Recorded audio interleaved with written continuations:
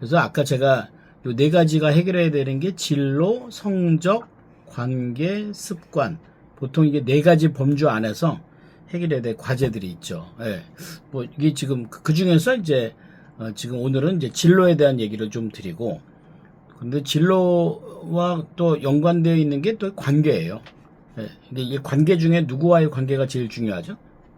예, 자기와의 관계가 제일 중요하죠. 그죠? 예.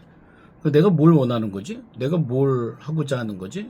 이런 생각들을 할 기회가 좀 있어야 되는데, 제가 이번에 그 토요일마다 상담하면서 많은 분들 이렇게 만나면서 느낀 건, 부모님들이 너무 탁월해요.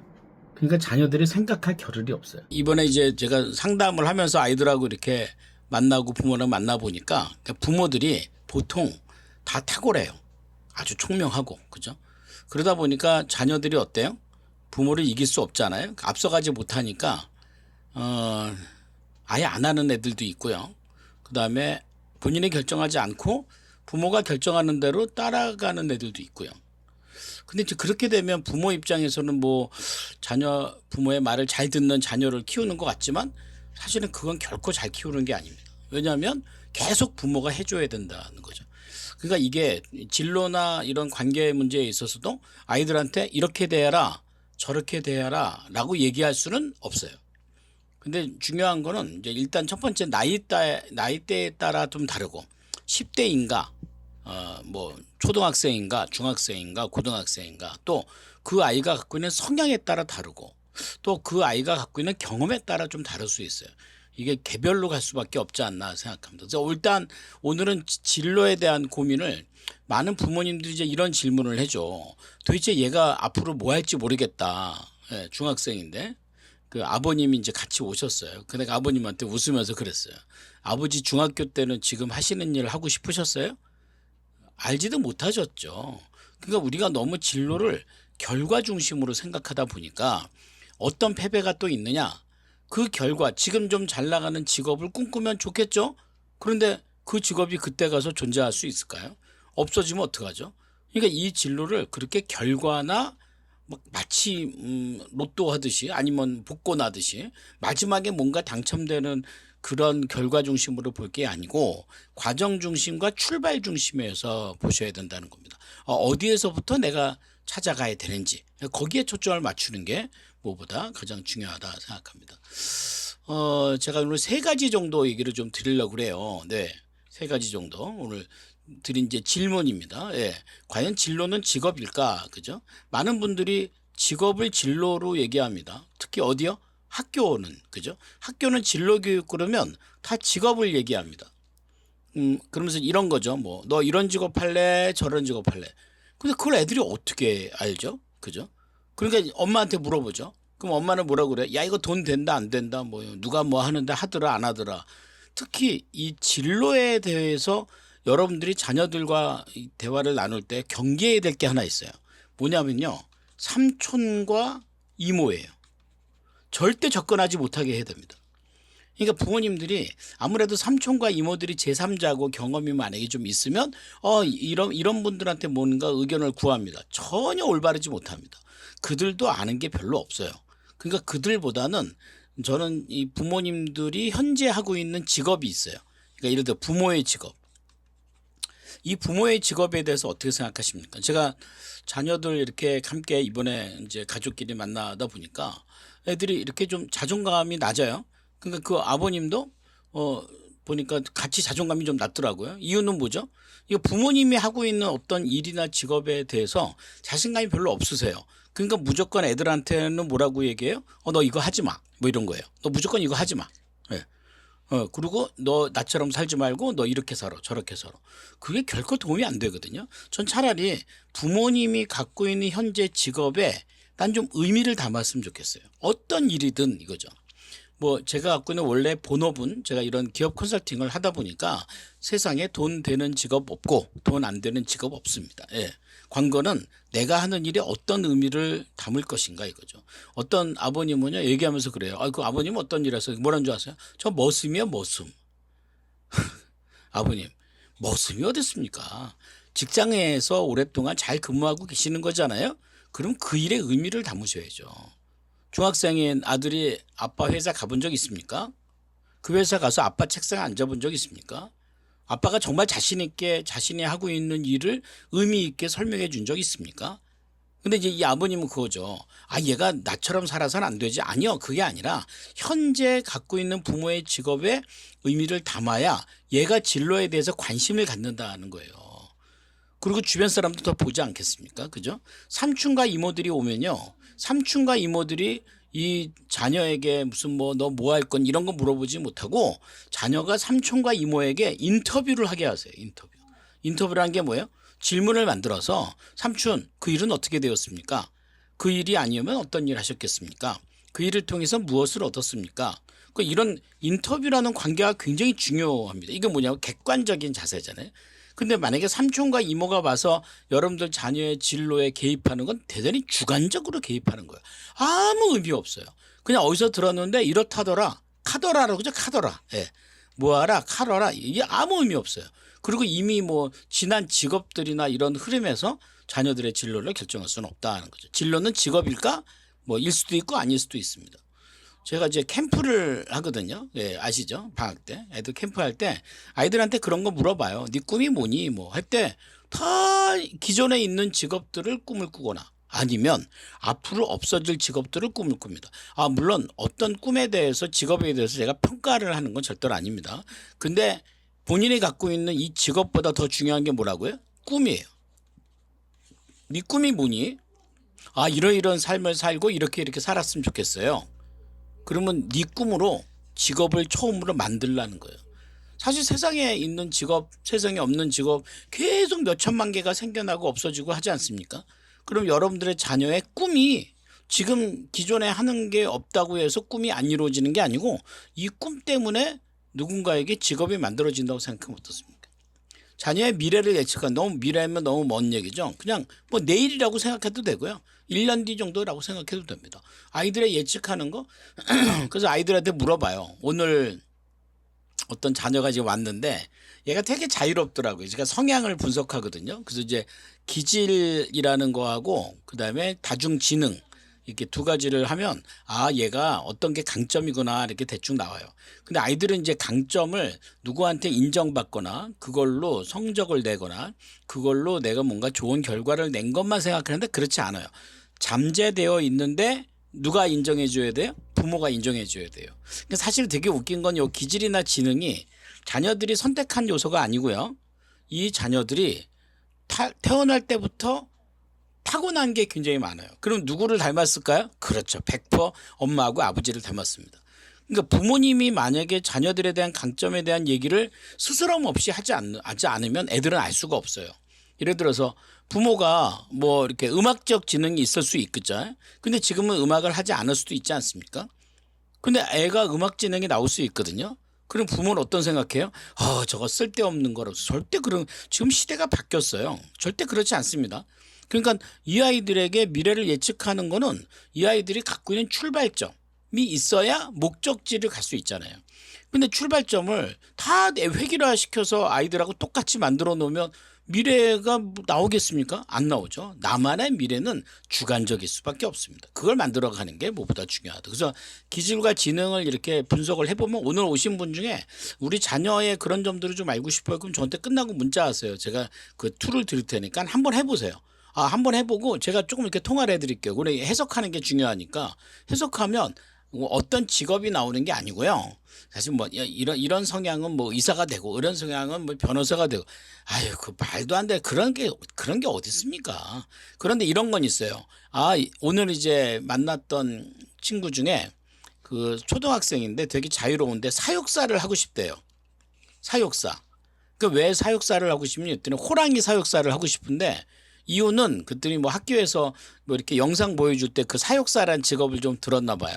근데 아무도 안 꽂혔는데 얘만 꽂혔다는. 근데 엄마가 너무 희한하다.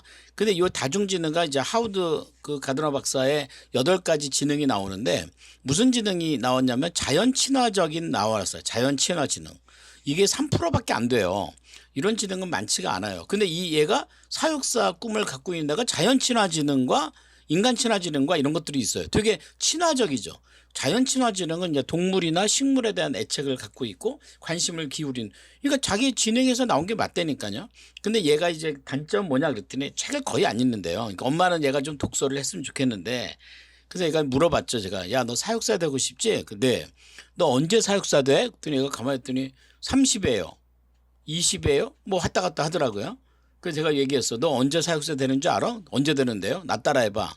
그 제가 얘기하는 화법이 있어요. 따라해. 오늘. 지금. 여기. 너 오늘부터 사육사야. 사육사처럼 공부해. 사육사처럼 노력해. 사육사처럼. 그 물어봤어요. 야, 사육사는 아침에 몇 시에 일어날 것 같냐? 새벽 5시에 일어날 것 같아. 그럼 네가 내일부터 새벽 5시에 일어나면 넌 사육사야. 사육사들은 책을 많이 읽겠니? 안 읽겠니? 했더니 읽거든. 그래서 오늘 엄마 손잡고서 쭈뼛쭈뼛 서점에 갔어요. 왜? 사육사에 관련된 책들이 되게 많거든요. 그러니까 얘가 좀, 우리가 좀 미래가 예측이 돼야 안 돼요? 사육사라는 직업이 아니고요. 얘는 자기 강점대로 살게 돼 있어요. 사육사가 아니더라도 수의사가 될 수도 있어요. 왜요? 자연친화지능이 높거든요. 저는 해봤더니 저는 자연친화지능이 거의 없어요. 예. 그러니까 저도 그렇고 우리 와이프도 그렇고 자연친화지능이 별로 없어요. 그러니까 우리는 누가 이렇게 생일 때 꽃 선물 받잖아요. 그럼 저하고 우리 와이프는 막 되게 걱정해요. 과연 이 꽃을 어떻게 죽일 것인가 뭐. 그러니까 이런 우리 꽃 키우고 하는 거 정말 못하거든요. 근데 이걸 잘하는 사람이 있어요. 그 사람은 아마도 이 자연 친화지능이 높거나 친화지능이 높은 거죠. 그러면 이 자녀들의 진로를 위해서 자녀들에게 지금 중요한 것은 무엇일까? 우리 한번 오늘 생각하는 시간을 하나씩 좀 받아보도록 하겠습니다. 준비되셨죠? 네.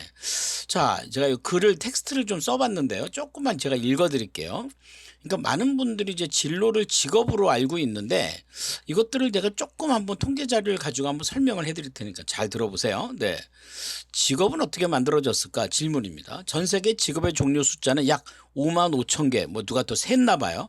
이거는 이제 일자리가 아니에요. 일자리가 아니라 그냥 직업의 종류 숫자가 5만 5천 개예요. 그러니까 전 세계 인구가 80억 정도 되는 사람들이 5만 5천 개 일을 하거나 안 하거나 그렇다는 거죠. 일자리는 700만 개 중에서 매년 200만 개가 사라진답니다. 향후 5년간은 5천만 개의 직업이 만들어진대요. 그러니까 새롭게 만들어진 거죠. 전 세계의 직업의 종류는 5만 5천 가지입니다. 5만 5천 가지. 가장 많은 나라는 단연코 미국인데 3만 5천 개입니다. 아메리칸 드림. 그러니까 이 직업이 많다는 건 어떤 거냐면 사람들의 생각이 자유롭다는 거예요. 내가 뭘 해도 사람들이 물어보지 않는다는 거예요. 어느 대학을 나왔는 둥, 뭐 대학을 나와서 많이 받는 이런 게 아니고요. 내가 하고 싶은 일을 하는 거예요. 그래서 옛날에 이해가시죠? 우리나라에 미국에 가서 이렇게 돈 번 분들이 뭐부터 시작했어요? 세탁소부터 시작했잖아요. 대학 교수 뭐 이런 분들도 미국 가서 다 세탁소부터 시작했어요.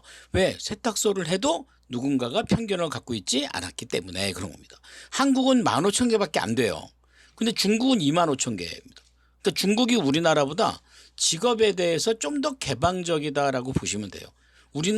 우리가 직업이 15,000개에서 더 이상 늘지 않는 이유는 간단합니다. 왜 안 느냐면 엄한 짓을 안 합니다.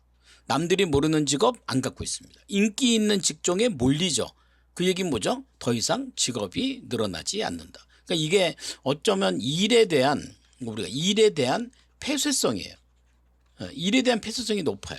어떤 일을 하느냐가 되게 중요하지만 그 일을 남들이 하는 거를 따라가서는 안 된다. 그런데 보통 일자리라고 얘기할 때는요, 모든 직업의 총량을 얘기합니다. 근데 직업은 어때요? 어떤 일을 하는가라는 종류를 얘기한다는 거죠. 일자리와 제가 아까 얘기한 일자리. 그러니까 우리가 자꾸 일자리를 얘기하죠. 일자리가 뭐 늘어났다, 부러졌다 얘기를 많이 합니다. 근데 일자리는 별로 의미가 없어요. 여기서 내가 갖고 있는 직업이에요.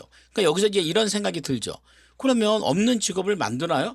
여러분 주변에 보세요. 우리가 잘 모르는 직업을 갖고 있는 분들이 굉장히 많습니다. 예.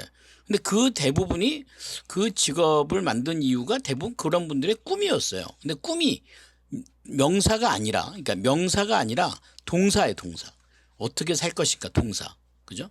그럼 무엇이 직업을 만드는 것일까요? 혹시 자격증, 전공, 학위, 아니면 국가정책? 어떠세요? 사실 자격증이나 전공은 일단 아니에요. 왜냐하면 자격증, 전공은 솔직히 말하면요, 이 직업의 이렇게 얘기하면 직업의 끝발이 떨어질 때 자격증과 전공이 생깁니다.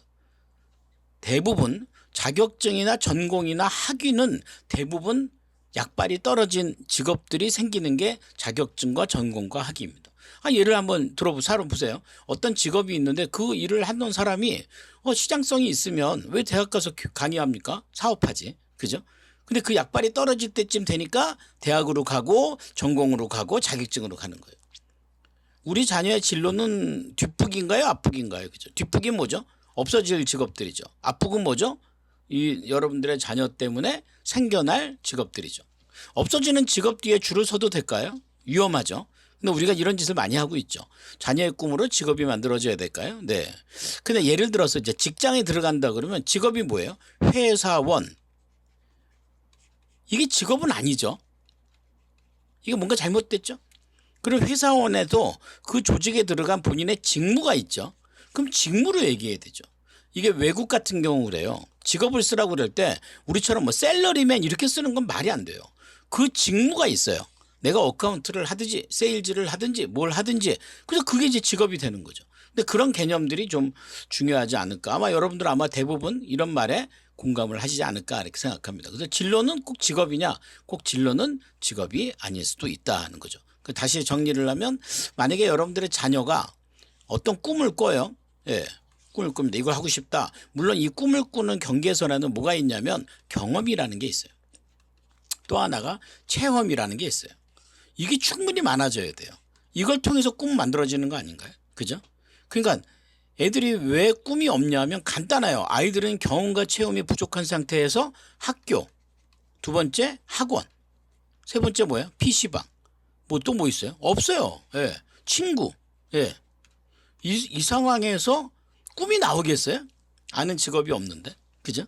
나는 차라리 부모님들이 인맥을 좀 발휘해서요. 학교, 학원, PC 이거 말고 이 학원 보낼 시간, 이 보낼 시간에 차라리 나는 여러 가지 직업을 갖고 있는 주변의 인맥들을 경험하도록 만들면 어떨까 이런 거죠.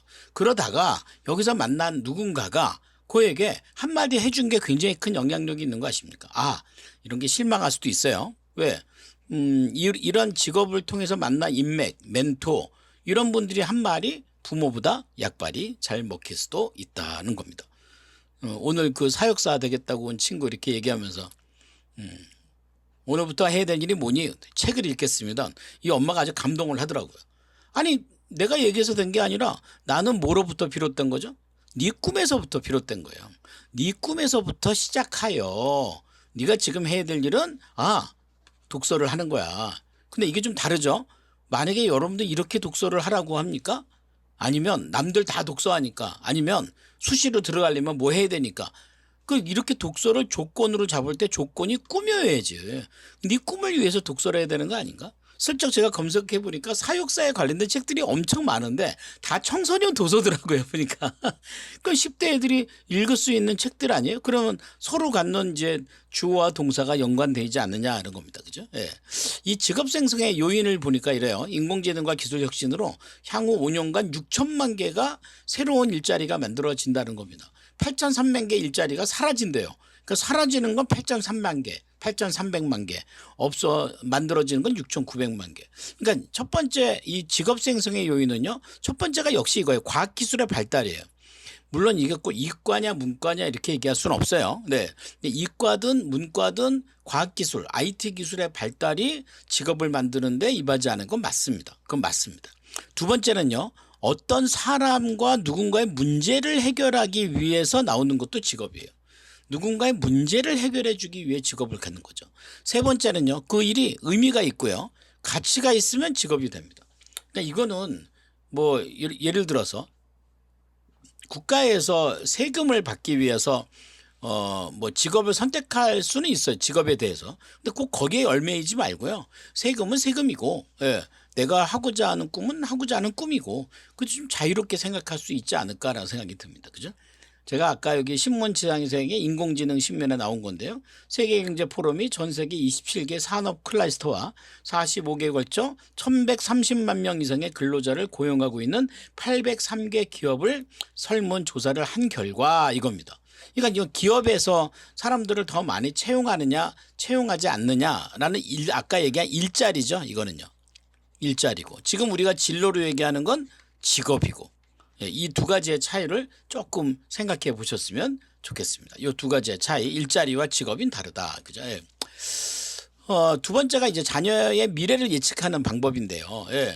자녀의 미래는 무엇으로 만들어질까요? 예, 저는 여기 요 두 가지를 했는데 요 두 가지만 한번 적어 보시겠습니까? 예.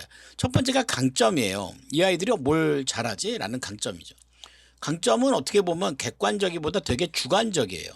그러니까 객관적으로 남이 알아주는 거나 평가 기준이 아니라 자기가 알아요. 그런데 내가 알려면 어떻게 해야 돼요? 내가 그걸 알려면 경험을 해야 돼요. 그래서 내가 이걸 하는 것이 즐거운가 즐겁지 않은가. 이거는 학원에서는 알 수가 없어요. 그러니까 주관적 경험, 그러니까 제일 중요한 경험 중에 하나가 소통이에요. 대화죠. 그죠? 예. 근데 이런 대화가 긍정적인 대화가 돼야 돼요. 그래서 그 대화의 경험으로 나는 뭘 잘하는 것 같아 이렇게 나올 수 있다는 거죠. 그 다음에 가치예요. 이 가치는 뭐냐면 가치관 같은 건데 예를 들어서 여러분 싫어하는 건 끝까지 싫습니다. 싫어하는 요소가 있어요. 그 희한한 게 이상해 왜 그런 거 싫어하지가 아니고요. 사람마다 다 호불호가 있어요. 싫어하는 건 싫어하는 겁니다. 좋아하는 건 좋아하는 겁니다. 제가 캠프할 때 아이들에게 이제 질문을 던져서 네가 진짜로 좋아하는 단어 세 가지와 진짜로 싫어하는 단어 세 가지를 구분해봐. 그럼 이렇게 딱 구분해보면 얘가 갖고 있는 가치관이 있어요. 여러분 가치관은요 평가의 기준이 아닙니다. 가치관은 뭐죠? 인정의 기준입니다. 네가 이런 거 싫어하는구나. 그냥 받으면 돼요. 근데 만약에 야 이거 왜 싫어하는 게 네가 말이 안 되지. 네가 왜 이거 싫어해가 아니라 싫어할 수도 있는 겁니다. 그리고 세 번째가 비전입니다. 이 비전은요, 이 경험이나 체험을 비롯해서 나옵니다. 예, 이건 되게 놀라워요. 얘네들이 갖고 있는 비전을 꼭 꿈에 두고 있지 않아도 됩니다. 예전에 그런 애가 있었어요. 음악진도 높고 논리수학 진행도 높은데, 자기는 피아노를 잘 치는 의사가 됐으면 좋겠다. 그런 사람이 어디냐? 아니, 있을 수 있죠. 왜 없겠습니까? 있죠, 당연히. 그러니까 그것을 우리가 판단하지 말고 얘가 갖고 있는 미래에 들어가는 거다라고 생각하셔야 돼요. 분석하고요. 이거 뭐예요? 강점을 분석하는 거죠. 그러니까 메이킹 하는 게 아니고요. 파인딩 하는 거예요. 메이킹이 아니에요. 만들어내는 거 아니에요. 그거 수학 못한다고 수학학원을 보낸다고 수학을 좋아하진 않아요. 성적이 일시적으로 올라갈 수는 있어요. 그런데 좋아하진 않아요. 그러면 얘는 그 수학을 지속적으로 하진 않겠죠. 또 수학을 좋아한다고 다 이과를 가는 건 아니에요. 문과도 있어요. 예, 그럼 문과, 이과 별로 의미가 없어요. 탐구해야 돼요. 누구를 탐구하는 줄 아세요? 부모님을 탐구해야 돼요. 제가 캠프에서는 인터뷰하는 연습을 좀 시켜요. 그래서 인터뷰를 할 때 누구를 인터뷰하냐면 멘토들도 있고요. 직업을 가진 이제 성공한 멘토들도 있지만 부모님들을 인터뷰하라고 그래요. 부모님들에게 질문해봐. 부모님 어떻게 사셨어요? 10대는 어떻게 보내셨어요? 두 분은 어떻게 만나셨어요? 굉장히 많아요. 부모님의 강점은 뭐예요? 제가 자신 있게 얘기하시라고 그래요. 왜냐하면 부모님이 자신 있게 얘기하는 자신의 강점 안에 자녀의 강점이 있어요. 이 탐구가 되어야 돼요. 그러면 부모하고 관계도 좋아지지 않습니까? 그런데 이제 제가 이렇게 만나보는 자녀들이나 부모가 그렇지 못하더라고요. 이유는 이거죠. 잔소리가 너무 많아요. 근데 그 잔소리가 이거죠. 나 너 잘 되라고 하는 얘기야. 잘 되라고 하는 얘기인데 어때요? 기분이 나빠요. 그러면 안 들어요. 그럼 정말로 부모가 진정성 있게 해야 될 얘기를 애들이 놓쳐요. 똑같이 들어요. 그러니까 이게 되게 중요해요. 그런 이런 경험들이 미래를 만들어 간다는 거죠. 제가 쓴 책에 인생을 잘 사는 법 세 가지를 얘기했어요. 예. 첫 번째는 뭐라고 써 있어요? 한번 읽어보실래요? 자, 주어진 삶에 감사하고. 이게 뭐냐면요. 이게 강점이에요. 주어진 삶. 이 아이들이 눈 뜨고 태어날 때 많은 분들이 이제 저랑 상담하면 옛날에는 세미나나 강의를 많이 했는데 제가 별로 이 강의가 약발이 없더라고요. 보니까. 예. 차라리 정말 간절한 분들을 제가 시간 내서 만나면 어떤가. 그죠? 예. 그 6월 18일부터 지금 매주 토요일 날 다음 주까지 지금 이제 애들을 만나고 있거든요. 오늘도 제가 지금 좀 바쁘지만 이렇게 시간을 설정했더니 그 시간에 다 오셔서 너무 감사하죠. 근데 그 부모들은 그런 얘기를 해요. 얘는 왜 이런 걸 잘하는지 모르겠어요. 그 오늘 어떤 아이가 왔는데 음악 미술 지능이 공간 지능이 높아요. 공간 지능. 이 공간 지능이 높은 애들은 미술이나 이런 걸 잘하거든요. 예, 비주얼. 너 그림을 잘 그리는구나. 그랬더니 얘가 뭐라는 줄 아세요? 딱히 딱 그래요. 딱히라는 말을 쓰는 것 자체가 제 자존감이 좀 낮은 거예요. 근데 너 미술을 잘하는데? 그랬더니 이 어머니가 얘가 그린 그림이라고 이제 나를 보여줬는데 난 사진인 줄 알았어요. 얘 성향이 ISTJ인데요. ISTJ는 되게 성실하면서 사고중심, 이성적이네요. 굉장히 세심하고 명확한 친구들이 ISTJ입니다. 근데 여기에 이제 공간지능이 있으니까 그림을 어떻게 그리겠어요? 사진처럼 그리는 거예요. 그 다들 아니 어떻게 이렇게 미술을 잘하냐? 넌 이렇게 어떻게 미술을 잘하냐? 했더니 그냥 취미예요 이래요. 그 내가 얘한테 물어봤어요. 혹시 아빠나 엄마가 미술을 잘하니? 그 얘가 뭐라는 줄 아세요? 몰라요. 그러니까 이제 얘 이제 별로 관심이 없는 거예요. 근데 나중에 알고 보니까 엄마도 공간지능이 높아요. 근데 엄마는 지금 미술을 하시는 건 아니에요. 다른 일을 해요. 그러니까 엄마 생각에서 어때요? 그까지 나한테 미술 잘 그려봤자 소용없어요. 이렇게 가는 거예요. 그러니까 얘는 자기가 주어진 삶이라는 걸 감사하지 못하는 거예요. 제가 그래서 앉혀놓고 약간 혼냈어요. 너 그렇게 하는 거 교만한 거야. 네가 그림을 그리는 건 잘 그리는 건 엄마로부터 받은 거야. 그럼 엄마한테 감사해야 돼. 이 구조가 첫 번째예요. 두 번째, 선택한 일에 책임지는 거예요. 또 어떤 친구는 고등학생인데 알바를 그렇게 많이 했더라고요. 예. 근데 그 일하는 걸 좋아하는 애들이 있어요. 근데 본인이 선택했잖아요. 그럼 본인의 책임지는 게 중요해요. 인생은 원래 그래요. 내가 선택하지 않은 거, 예를 들어서 그 집구석에 태어난 거, 이 아저씨가 아버지고, 이 아저씨가 아버지고, 이 아줌마가 엄마래. 다 주어진 거죠. 내가 키가 작고, 눈이 작고, 다 주어진 거죠. 이거에 대해서 감사해야 돼요. 이게 첫 번째. 두 번째는요, 내가 혹시라도 어떤 선택한 일이라면, 예를 들어서 결혼을 했다거나, 내가 누군가를 위해서 노력했다거나, 내가 도와주기로 마음 먹었다거나, 그러면 내가 그 일에 대해서 책임져야 돼요. 그리고 세 번째는 뭐예요? 때를 기다리는 거예요. 그러니까 이거는 아이들이 아직 가치관이나 모든 인격이 아직 성형이 안 됐기 때문에 부모님들이 옆에서 조급해하지 말아야 된다는 거예요. 좀 기다려보면 돼요. 네. 얘가 삶에 감사하나 감사하지 않나. 선택한 일에 책임지나 책임지지 않나. 아침에 늦게 일어나는 애들 있죠. 그래서 깨우지 않으면 안 일어나는. 근데 이제 깨우면 어때요? 짜증내고. 깨우지 않으면 그래도 짜증내고. 어떻게 하면 좋을까요? 깨우지 말아야 돼요. 그럼 어떻게 돼요? 지각하겠죠. 지각하면 어떻게 돼요? 뭐 벌점을 받거나 선생님한테 불려가겠죠. 근데 요즘은 또 고등학교는 그런 것도 없다고 하더라고요. 예. 본인이 스스로 느껴야 돼요. 내가 지각을 하면 어떤 결과를 체험한다. 예. 그래서 본인이 결정하게 만들어야 돼요. 본인이 한 일에 책임지는 거 아니에요. 그죠? 그리고 부모는 옆에서 때를 기다려줘야 돼요. 예. 이게 중요하다는 거죠. 제가 토요일마다 이제 요 프로젝트를 했어요. 예. 관계 진로 토요 상담. 그래서 대치동에 있는 제가 다니는 교회에서 만나서 거기가 주차장도 좋고 그래서 원래 5월 18일부터 3주간 하기로 했으면 지난주에 끝나야 되거든요. 근데 이제 신청자가 좀 많아서 오늘까지 했고 다음 주까지 할 예정이에요. 다음 주도 토요일 날 대치동에서 할 겁니다. 요거 필요하신 분은 저한테 문자 주시면 제가 일정 보내드릴 테니까 신청하셔서. 조건이 부모만 오시면 안 되고요. 자녀와 함께 오셔야 되는데 아버지도 함께 오시면 너무 좋아요. 같이 오시게. 그럼 내가 같이 진단을 하고 그다음에 본인이 갖고 있는 진로와 관계는 다른 것보다 부모님과의 관계에서 무엇을 해야 되는지 알게 하려고 그래요. 그죠? 이렇게 이제 부모님 이렇게 같이 왔죠. 예, 우리 만났던 곳인데. 예. 그러니까 이제 이 친구 가운데에는 이제 이 친구가 그 학 공부를 잘해요. 1등급인데 공부를 잘하고 미술도 잘하고 ISTJ 되게 하고, 왼쪽에 있는 친구는 이제 되게 자유로워요. 얘는 이제 아마 얘는 그때 보니까 ENFP 같은데 이런 성향이에요. 좀 자유롭고 좀 그 적응력이 좋고 또 본인이 갖고 있는 지능들이 있고, 그죠? 예. 또 따님을 데리고 왔어요. 예. 얘가 이제 그 사육사가 되겠다는 애요. ENFP인데 아주 자유롭고, 네. 상상력이 많고, 네. 적응력도 좋고. 이런 게 장점이죠. 요 옆에 엄마가 있는데 이 엄마가 과거에 그 양궁 국대 출신이에요. 네. 그러니까 이제 활을 잘 쏘시는. 그러니까 신체 운동지능. 이 집은 이 아빠도 그렇고 운동을 잘해요. 그래서 애들이 다 신체 운동 지능이 높아요. 그러니까 야, 넌 누구 닮아서 그렇게 운동만 하냐가 아니고요. 운동을 잘하니까 운동만 하는 거예요. 근데 얘네들이 운동을 잘하는 건 얘네들이 선택한 게 아니다. 뭐예요? 누가? 부모로부터 받은 거예요. 그러니까 이거는 어디에 해당해요? 주어진 삶에 감사하는 거예요. 그러니까 운동을 좀 좋아하는 아빠와 운동을 좋아하는 아들이 둘이 같이 운동하면 어때요? 최고의 소통이죠. 근데 보통 잘 안 하시더라고요. 그죠? 또 보통 엄마는 좀 이렇게 외향적인데 아빠는 좀 내성적이고 혼자 방에 들어가면 잘 안 들어오시고 혼자 있는 시간.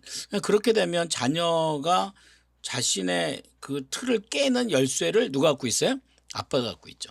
그죠? 근데 이제 이게 엄마가 얘기해도 아마 잘 안 들으세요. 그래서 제가 같이 만나자는 거예요. 같이 만나면 제가 데이터에 의해서 해석해드리고 부모님한테 얘기를 해드려요. 아버지한테 이렇게 이렇게 하세요. 그러면 그분들이 이렇게 들어오면 뭐 얘가 그래도 안 듣고 뭐 바쁘고 이렇게 얘기하면 제가 정색을 하고 물어봐요. 친부 맞냐고. 진짜 부모 맞습니까? 라고 물어봐요. 그럼 정색 맞다고. 그러면 그 시간을 내시라고. 네. 특히 아이들이 뭐 둘이나 셋일 경우는 큰 형이 만약에 좀 내성적이지만 부모님하고 아버지하고 성향이 비슷하다 그러면 애들 다 데리고 다니지 말고 큰 아들만 빼서 나가라는 거예요. 그래야 자존감이 올라가요. 예, 애들하고 똑같이 대하면 안 된다는 거죠. 그죠? 예. 여기도 이제 이 엄마는 굉장히 자유로워요. 그러니까 외향적이에요. 외향적. 근데 딸은 어때요? 그냥 둘이 딱 봐도 저기 딸과 엄마 같지 않죠. 그죠? 이 애가 고등학생인데 되게 성숙하고요. 굉장히 깊이가 있어요. 근데 그에 비해서 엄마는 약간 소녀 같고 그러니까 엄마 입장에서는 딸이 약간 답답하다라는 느낌을 받을 수 있죠. 그러니까 이거는 뭐냐면 엄마가 엄마 할 일을 찾아야 돼요. 근데 엄마가 약간 에너지는 넘치는데 특별히 하는 일은 없으시더라고요. 그러면 이 엄마의 가장 큰 관심사는 뭐예요? 딸이에요. 그럼 딸은요? 미칩니다. 예, 이 딸은 굉장히 독립적이거든요. 그러면 고등학생 정도 됐을 땐 선을 그셔야 돼요. 사실 중3부터 준비를 하셔야 돼요. 초등학교 때는 이렇게 얘기할 때 손도 만지고 스킨십도 하고 고등학교 때 갔을 땐 만지지 않는 게 가장 좋아요. 거리를 두는 게 가장 좋습니다. 스스로 얘가 독립할 수 있도록 만들어주는 게 무엇보다 중요하다는 거죠. 그죠? 예. 또, 이제 가운데 있는 중학생인데, 예. 지금 뭐 하고 있죠? 지금 마스크 끼고 있죠. 그죠? 예. 그러니까 아버지도 많이 답답하죠. 왜? 지금 사진 찍는데 마스크를 낄 정도면 성격이 어떻다는 거예요? 엄청 소심하다는 거예요. 근데 제가 일부러 마스크 빼라고 얘기하진 않았어요. 근데 이제 아빠가 옆에서 너 마스크 빼라고. 그러니까 막 갈등이 만들어지는 거. 아니야, 괜찮아, 괜찮아. 그냥 찍으면 돼. 네가 마스크 찍고 찍은 사진 뭐 그냥 이렇게 남기는 거지. 그죠? 근데 이제 알고 봤더니 아버지도 어렸을 때 성격이 그랬대요. 예. 약간 소심하고 내성적이고 성실하고. 그러니까 걱정하지 마시라고. 내가 웃으면서 걱정하지 마시라고. 아버지도 그 성격 갖고 잘 살지 않았느냐. 근데 이제 핵심은 뭐냐면 부모님이 본인들이 하는 일에서 만족하지 못하잖아요. 그럼 자녀들 앞에서 자신의 일에 대해서 떳떳하게 얘기를 못해요. 그러면 안 돼요. 그 떳떳하게 얘기해야 돼요. 어저께 이제 우리 사무실 근무하는 우리 이지연 실장님이 따님을 데리고 왔었어요. 예, 서연이 옆에 있어요? 예. 근데 너무 애가 개방적이고 이게 왜 왔니? 그때 엄마가 너무 궁금해서 왔다는 거예요. 맞아요. 애들은요, 엄마가 어디서 어떤 일 하는지 아빠가 어떤 일 하는지 제일 궁금해요. 그거 보여주는 거예요. 그러니까 다른 어른들하고 소통하죠. 그러면서 얘는 되게 궁금해하기 시작하고요. 이분은 뭐 하시는 분? 이분 어저께 우리가 이제 사업 발표를 했는데 많은 분들이 자기가 준비한 사업의 발표를 이렇게 설명하는 자리예요. 아니 그런 자리 한국어로 하는데 뭐 애들이 왜 못 옵니까? 저는 그런 자리 굉장히 중요하다고 생각해요. 예. 또 여기 아들이에요. 우리 독서모에 나오시는 사장님의 아들인데 이번에 이제 그 고등학교 졸업하고 대학을 체대로 가려고 했는데 이제 뭐 안 가고 방황하고 뭐 여러 이제 그러지 마라. 예, 저랑 만났을 때 생각이 누구보다 많더라고요. 근데 이제 엄마는 약간 통통 튀는 성격이에요. 아들은 어때요? 아들은 좀 이렇게 생각이 많고 깊이가 있어요. 한번 빠지면 툭 침체되는 그런. 예, 그러니까 엄마가 그래요. 얘는 왜 이런 성격인지 몰랐다고. 그다음 웃으면서 누구 닮았겠어요? 아버지 닮았지. 뭐 옆집 아저씨 닮았겠습니까? 그죠? 예. 근데 맞긴 맞대요. 그거 뭐 아버지 만나서 얘 난 건 뭐 엄마도 책임 있는 거 아니야? 선택한 일에 책임져야지 뭐. 예, 그 중요하죠. 그러니까 얘가 갖고 있는 진로를 지금 당장 너 뭐 할래? 뭐 이거 A 할래 B 할래 이게 아니고요. 네가 지금부터 하루하루 사는 삶을 의미 있게 만드는 게 중요해요. 그 의미 있게 만드는 일이 축적되면 자신감이 올라가잖아요. 그러니까 이게 의미라는 말과 사실 자신감이라는 게 되게 중요해요. 왜냐면 의미 없는 일을 하는 사람이 자신감 있는 사람 본 적이 없어요. 예. 근데 본인이 의미는 내가 부여하는 거지 남이 부여하는 게 아니거든요. 그럼 의미를 부여하려면 뭐가 필요해? 목적이라는 게 필요하다는 거예요. 제가 캠프 올 때 아이들한테 이런 걸 물어봐요. 넌 누구 위해 공부하니? 그럼 애들이 뭐라고 대답할 것 같아요? 엄마요. 그래서 야, 왜 엄마가 네 공부가 왜 필요하니? 가만히 있어. 엄마가 왜 엄마 위해 공부하는 거니? 그때 뭐란 줄 아세요? 엄마가 제일 불쌍해요. 근데 야, 엄마가 뭐가 불쌍하니? 했더니 제가 공부를 안 해서요. 이게 무슨 악순환이잖아요. 아니야, 그렇지 않아. 네가 하루를 공부를 하지 않아도 네가 진짜 의미 있는 일을 한다면 넌 자신감을 얻을 거야. 이거예요. 그 공부를 하더라도 네가 누구를 위해 공부를 할 거냐. 그 애들한테 질문을 다시 해요. 네가 만약에 부자 됐어. 그리고 네가 만약에 진짜 성공했어. 너 누굴 돕겠니? 라고 얘기하잖아요. 되게 웃겨요. 내가 부자 되고 성공하면 누구를 돕겠니? 그럼 뭐라고 그러냐면 사회적으로 혜택받지 못하는 장애인도 돕고 싶고 노인들도 돕고 이런 얘기를 해요. 그럼 역으로 무슨 얘기예요? 네가 누구를 위해 공부해야 되는 줄 아니? 눈치 빠르면 딱 얘기해요. 맞아요. 내가 그분들을 위해서 공부하는 거예요. 의미가 생겼어요? 안 생겼어요? 그러니까 성적보다 더 중요한 게 이 목적이라니까요. 안타까운 건 지금 제가 이런 얘기를 오늘 오신 14분 앞에서만 이 얘기를 하고 있다는 거예요. 예. 유튜브에 올려놓을 테니까 이거 유튜브에 올려놓고 돈 안 받을 테니까 다른 분들과 많이 공유를 하세요. 그러니까 우리가 1등급 받고 이과면 의사. 그래서 그 의사들이 지금 뭐 하고 있어요? 병원을 떠나고 있잖아요. 이익에 불이익을 받았다는 이유로. 그런 의사가 지금 우리한테 필요해요. 그죠? 또 1등급 받으면 뭐 문과다 그럼 법대. 그럼 뭐 예를 들어 검사. 그래서 이게 검사예요.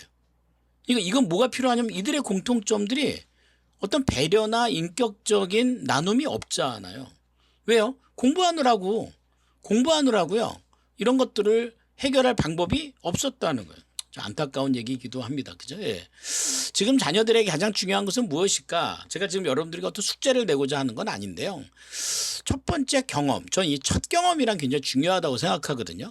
예. 저는 누군가의 삶과 일, 뭐 일을 하라는 게 아니라 그 누군가 이게 중요해요. 후. 누군가의 삶과 일을 경험하면서 자신의 강점을 좀 발견했으면 좋겠다는 거죠. 여러분들의 자녀에게 저는 멘토가 좀 있으면 좋겠어요. 아까 했지만 이 멘토가 절대로 삼촌과 이모는 안 됩니다. 제가 얘기했어요. 삼촌과 이모를 두시면 안 됩니다. 예, 이거는 진짜로 멘토를 만나기 위해서 정말 다양한 접촉을 해야 돼요. 예, 좀 발품을 하셔야 됩니다. 이게 뭐보다 가장 중요해요. 이게. 그러니까 이 누군가의 삶과 일에 대해서 의구심을 가져야 돼요. 제가 캠프할 때 이제 인터뷰를 많이 시키거든요. 어떻게 하게 되었습니까? 그 인터뷰 안에는 유명한 유튜버도 있고요. 치과의 선생님도 있고요. 그다음에 국제 변호사도 있고요. 파일럿도 있고요. 물론 뭐 저랑 다 관계가 있는 친구들입니다. 말하자면 이 캠프의 초기에 와서 좀 성장했던 친구들을 다시 만나는 거예요. 그걸 만날 때 애들이 질문을 준비합니다. 이 누구와 알아내고 이 사람들과 관계를 맺는 그 경험이 첫 번째라는 거예요. 두 번째는요, 발견이야, 발견. 뭘 발견한다 그랬죠? 내가 어떤 강점이 있는지, 내가 어떤 가치가 있는지, 내가 어떤 비전이 있는지, 이거 발견해야 돼요. 이 발견은 학원에서 배우는 게 아니고요. 이거는 내가 정말 노력하는 과정에서 얻는 거예요. 내가 스스로 생각하는 시간이 필요해요. 그리고 올바르고 긍정적인 대화를 해야 돼요. 네. 그러니까 무조건 말을 잘하는 게 아니고요. 대화를 해야 돼요. 아까 제가 보여드린 친구 중에 좀 내성적인 친구가 있는데 지방에서 올라오셨어요. 김해인가 거기서 멀리서 올라오셨는데 이 엄마는 되게 소녀처럼 말씀을 잘하세요. 성격이 좋으시고. 근데 이 자녀는요. 내가 뭐 하나 이렇게 물어보잖아요. 대답하는 게 한 10분 정도 걸려요. 내성적이죠. 자, 그럼 어때요? 빨리 하라고 얘기하면 안 돼요. 엄마는 옆에서 한숨을 쉬더라고요. 한숨을 절대 쉬시면 안 됩니다. 제가 얘기했어요. 어머니 한숨 쉬지 마세요. 어머니 나가 계세요. 네. 자녀랑 대화를 못 하잖아요. 그러면 자녀가 어떤 대화를 할 때 10분씩 걸려서 대화하는 게 잘못됐어요? 아니요. 잘못되지 않았어요. 괜찮아요. 기다려주면 돼요. 그럼 점점 시간이 빨라질 수도 있어요. 익숙해지면. 그러니까 그런 경험들이 이 대화에서 자신을 발견하게 된다는 거예요. 제가 이 아이에게 그랬어요. 너는 늦은 게 아니야. 너는 침착한 거야. 너 생각하느라 너 나하고 대화 나누는 게 조금 침착하느라 시간이 필요하지? 네. 그럼 필요하면 돼요. 그러니까 이 엄마는 약간 좀 소녀 같고 막 팡팡 튄다고 그랬잖아요. 그럼 얘가 이렇게 느린 이유는 누구 닮았을까요? 100% 누구예요? 아버지예요. 근데 이 아빠가 자신의 성격을 숨기면 안 돼요. 드러내셔야고요. 이 부모는 내가 이제 그런 얘기했어요.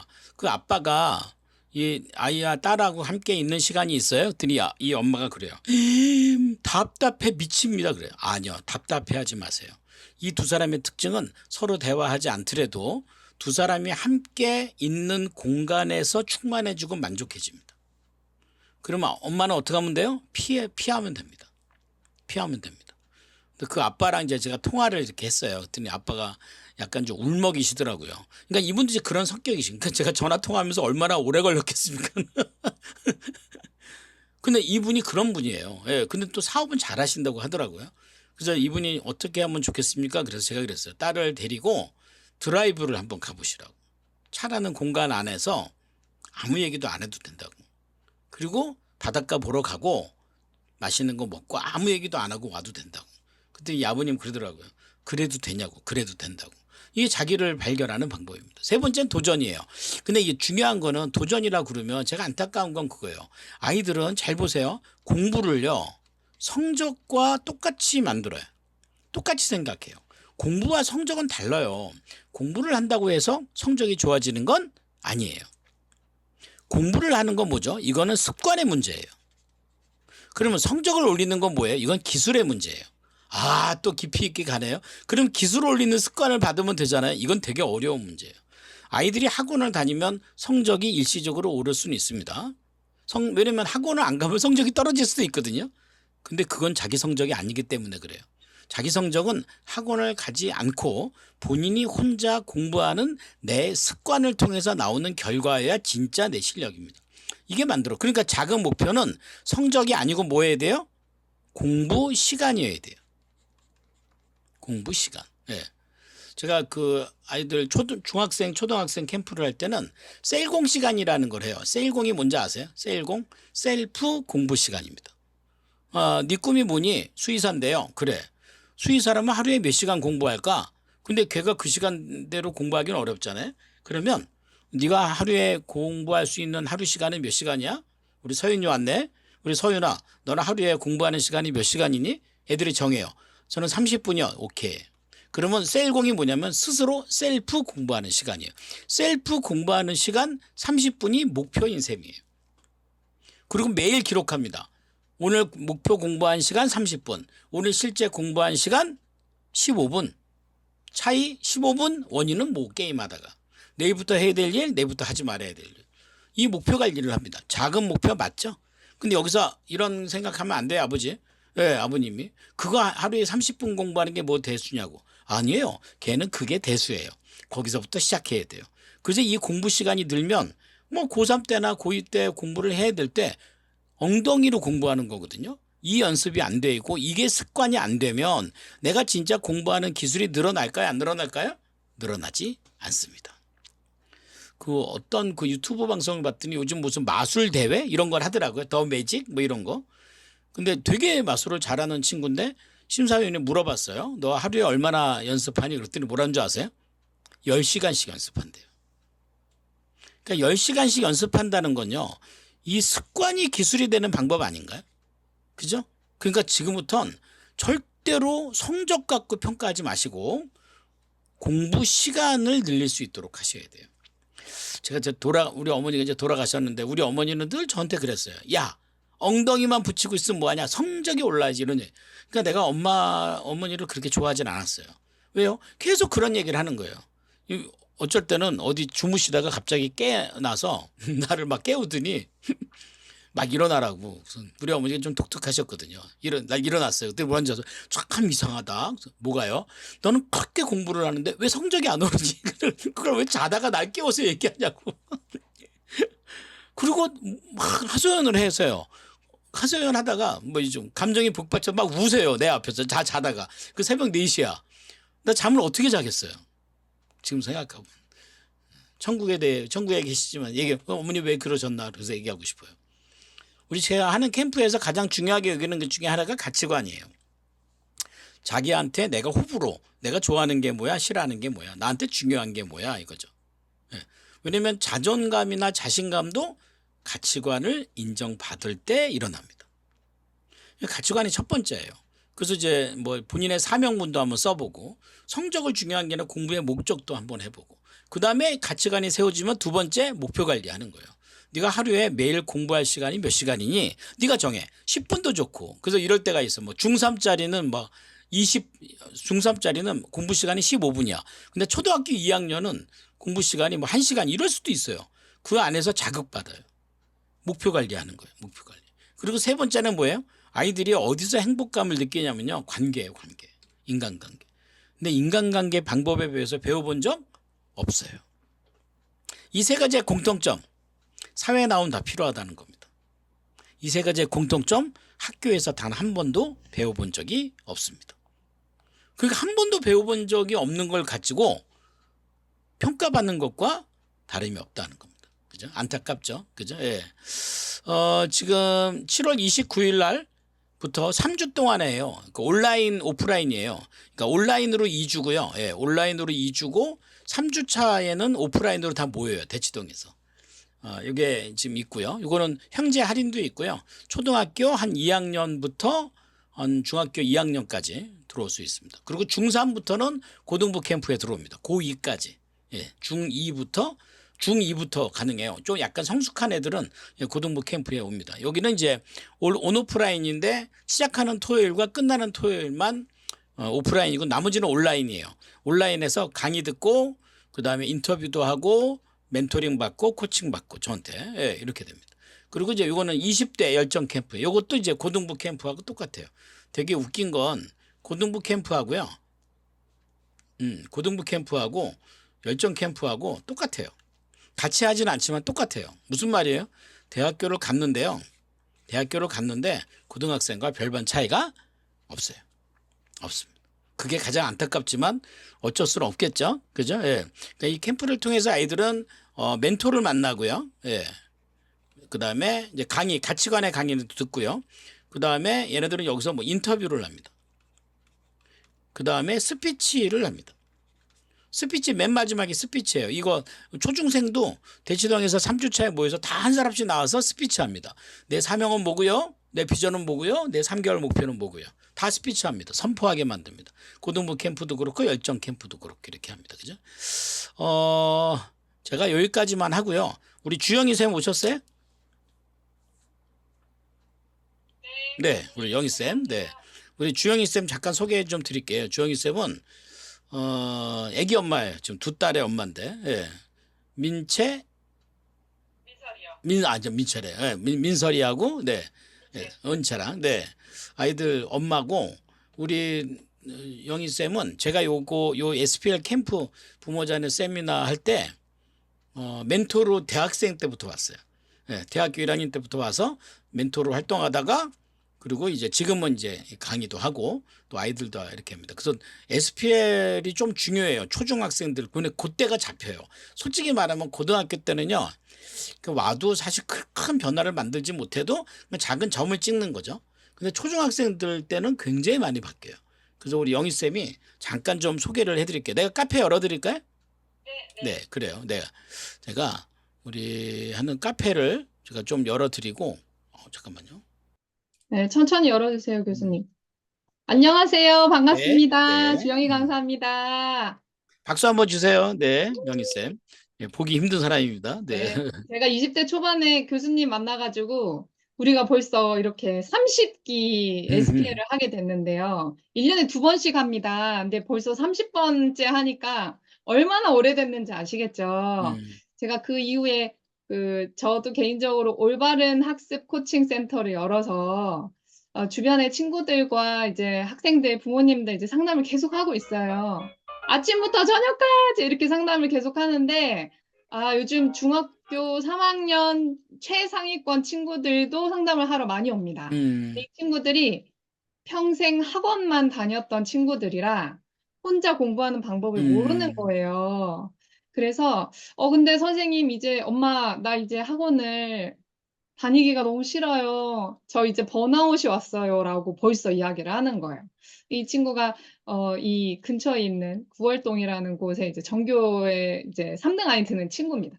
그래서 그 친구인데 학원을 계속 잘 다니고 한 번도 엄마한테 이렇게 속 썩인 적 없다가 갑자기 중학교 3학년 되고 이제 공부를 안 하겠다고 하는 거예요. 이 예전에 우리 고3 친구들에게 있었던 그런 번아웃 증세가 요즘 중학교 고학년들한테 오거든요.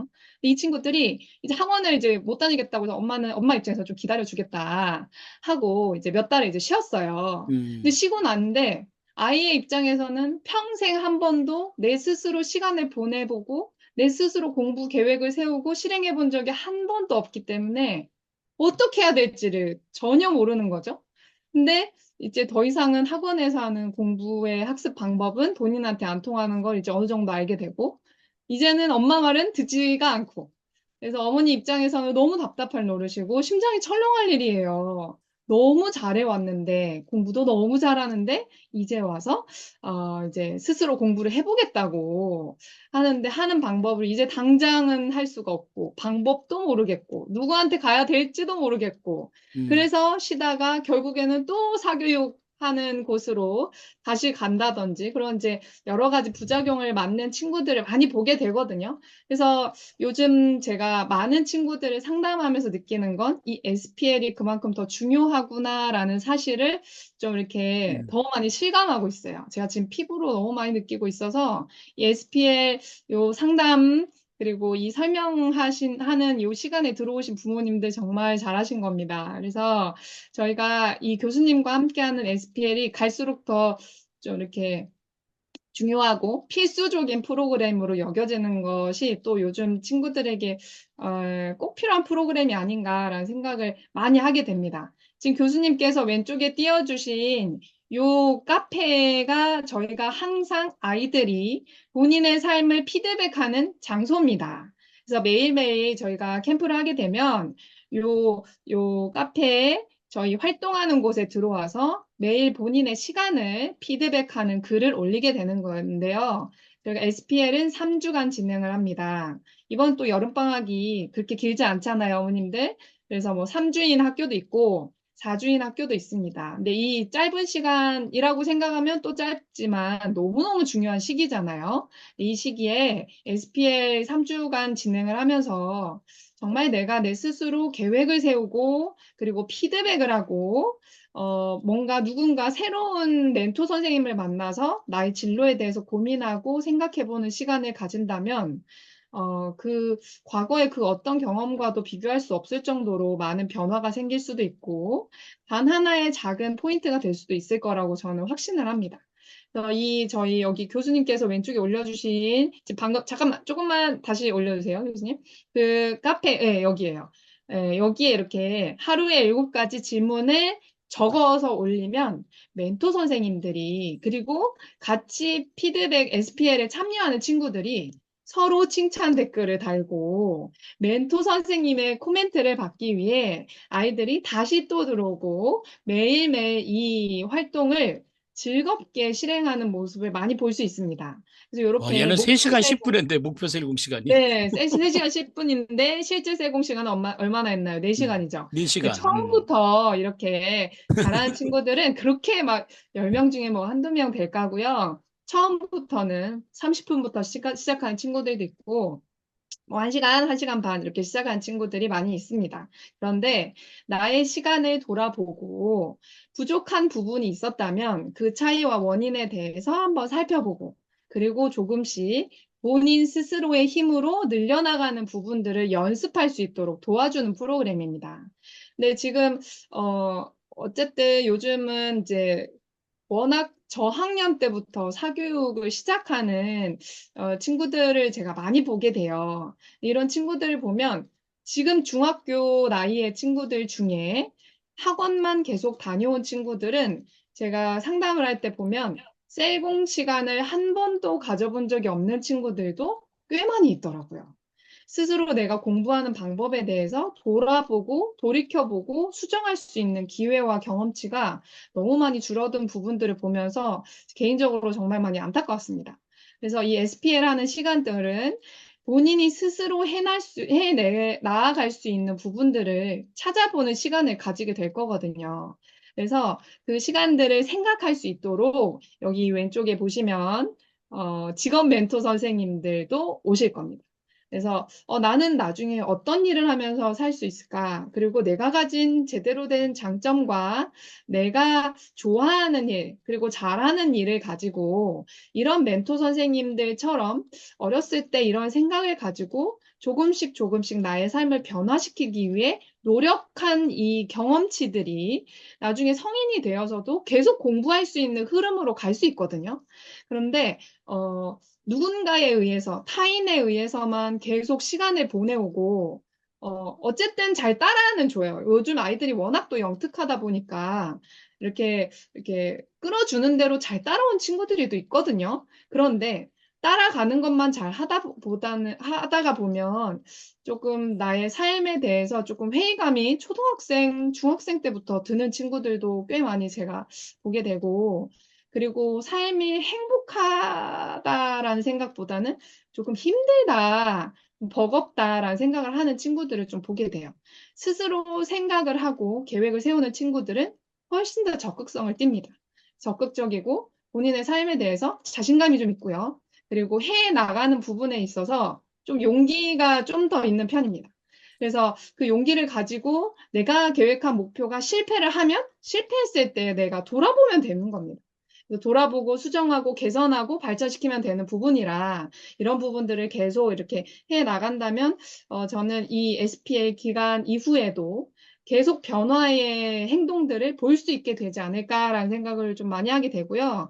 그리고 저희가 3주 동안 멘토 선생님과 저녁마다 이 부분들을 잘 수행을 했는지 저희가 매일 체크를 하는 시간을 가집니다. 그래서 멘토 선생님들이 오늘 본인이 계획한 부분들을 잘 수행을 했는지, 그리고 하지 못한 부분들이 있다면 그 부분들을 저녁마다 조별 친구들과 멘토 선생님과 함께 있는 단체 카톡방이 있습니다.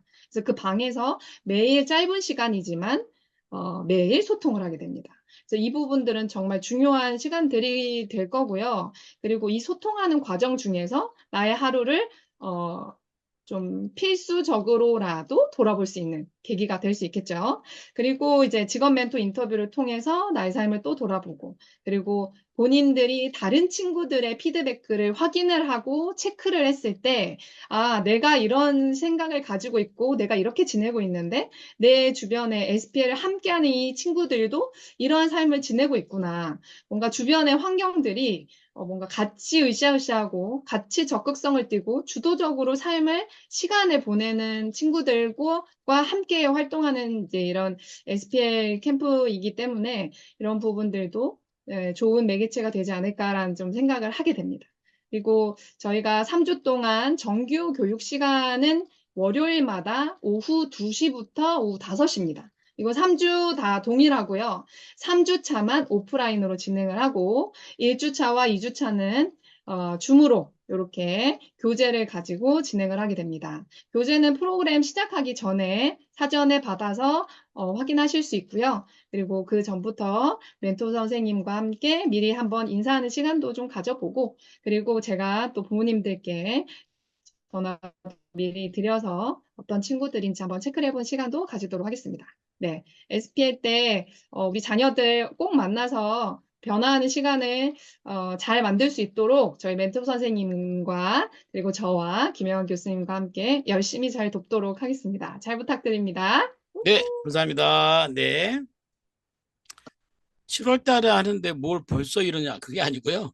그 전에 다 이렇게 소통하고 하는 게 필요합니다. 일단 오늘 세미나는 여기까지 할 거고요. 제 번호를 제가 문자 드려서 아시죠? 혹시 우리 자녀에 대한 강점과 그런 지능들을 좀 알고 싶다. 그럼 저한테 문자를 주세요. 아이들 학년과 함께. 그럼 제가 진로 할 수 있는 그 진단지를 외부로 된 진단지를 보내드릴게요. 그러면 그걸 한번 해보시고 뭐 필요하면 제가 자녀들과 한번 통화를 하거나 부모님들과 통화하면서 진로를 오늘 얘기한 것처럼 직업이나 전공에 너무 얽매이지 마시고요.